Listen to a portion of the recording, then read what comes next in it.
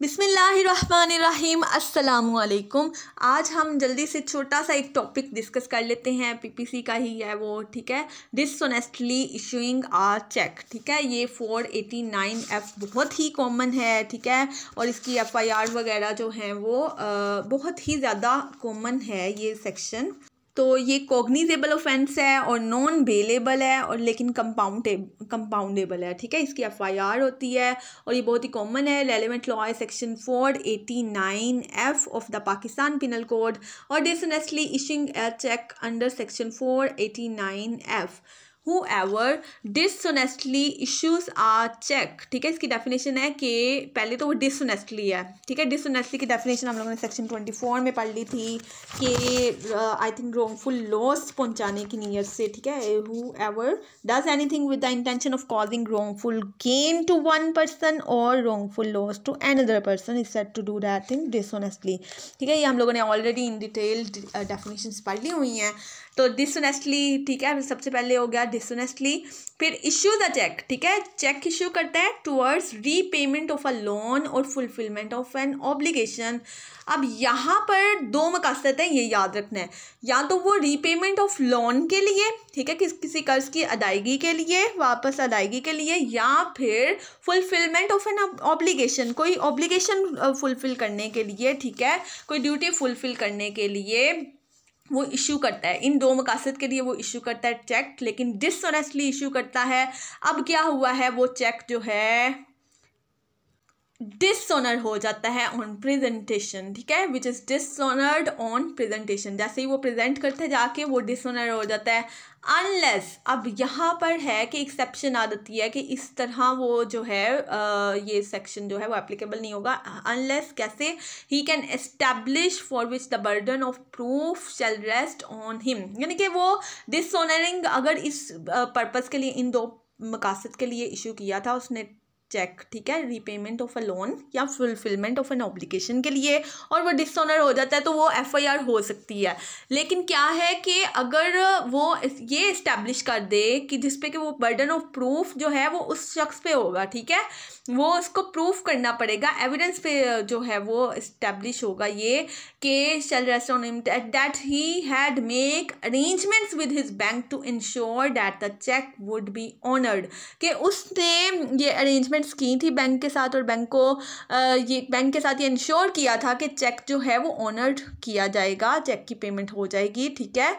लेकिन and that the bank was at fault in not honouring the cheque, और bank की गलती है कि वो जो है चेक ऑनर्ड नहीं हुआ, तो ये एविडेंस से इस्टेब्लिश करेगा वो, ठीक है। और बर्डन ऑफ प्रूफ उस बंदे पे होगा जिसने इस तरह चेक इशू किया। अदरवाइज जो है डिसऑनेस्टली इशू करता है कोई चेक इस पर्पज़ के लिए, इन दो मकासद में से किसी के लिए, ठीक है, रीपेमेंट ऑफ लोन के लिए या फुलफिलमेंट ऑफ एन ऑब्लिगेशन के लिए, और वो क्या होता है प्रेजेंटेशन पे वो हो जाता है डिसऑनर हो जाता है। तो इसे कहते हैं dishonestly issuing a cheque under section 489F। तो इसकी पनिशमेंट बताई हुई है। Punishment for dishonestly issuing a cheque under section 489F ही प्रोवाइडेड है कि इम्प्रिजनमेंट है जो कि एक्सटेंड की जा सकती है 3 years तक, और विद फाइन और विद बोर्ड्स, ठीक है। 3 साल तक सज़ा है या फाइन भी हो सकता है, या फिर कोर्ट इसको दोनों भी पनिशमेंट्स दे सकती है। नेक्स्ट है इंग्रेडिएंट्स ऑफ सेक्शन 489F। अब इसके इंग्रेडिएंट्स क्या हैं?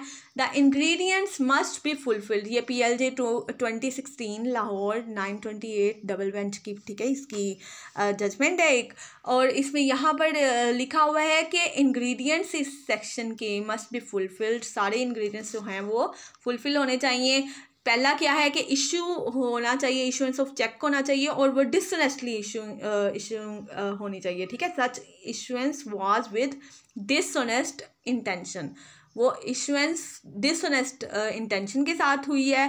The purpose of issuance of cheque was to repay a loan और फुलफिलमेंट ऑफ एन ऑब्लिगेशन। सिर्फ यही मकसद हों, ठीक है। चेक इशू करने का मकसद था कि या वो रीपेमेंट ऑफ लोन करेगा या फिर फुलफिलमेंट ऑफ ऑब्लिगेशन के लिए, ठीक है, वो चेक इशू हुआ है और डिसऑनेस्टली इशू हुआ है।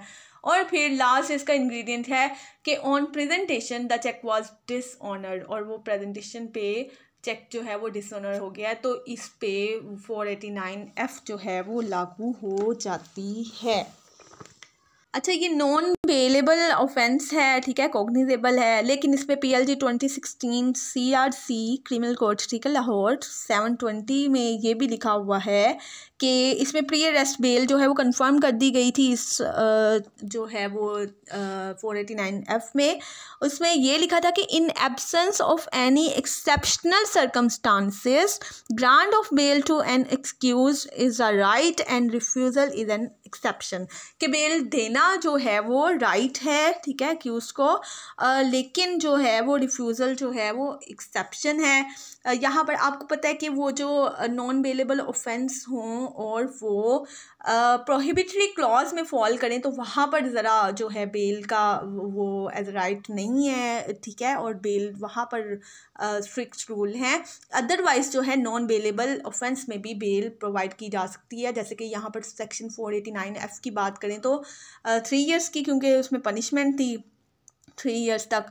तो ये PLG 2016 CRC लाहौर 720 इस केस लॉ में ये बताया था कि एक्सेप्शनल सर्कमस्टांसिस की गैर मौजूदगी में, यानी कि कई एक्सेप्शनल बहुत जो हैं वो सर्कमस्टांसिस ऐसे हैं जैसे कि एक्यूज जो है वो बैरून मुल्क चले जाएगा फ़ौरन या एब्सकॉन्ड कर जाएगा, इस तरह के कोई सर्कमस्टांसिस नहीं अवेलेबल, तो बेल जो है grant of bail to an accused is a right, वो राइट है, और जो है रिफ्यूज़ल इज़ एन एक्सेप्शन, ठीक है। तो इसमें केस में प्री अरेस्ट जो है वो बेल कंफर्म कर दी गई थी। तो थैंक यू सो मच, ये हमारा छोटा सा टॉपिक था। अल्लाह हाफिज़।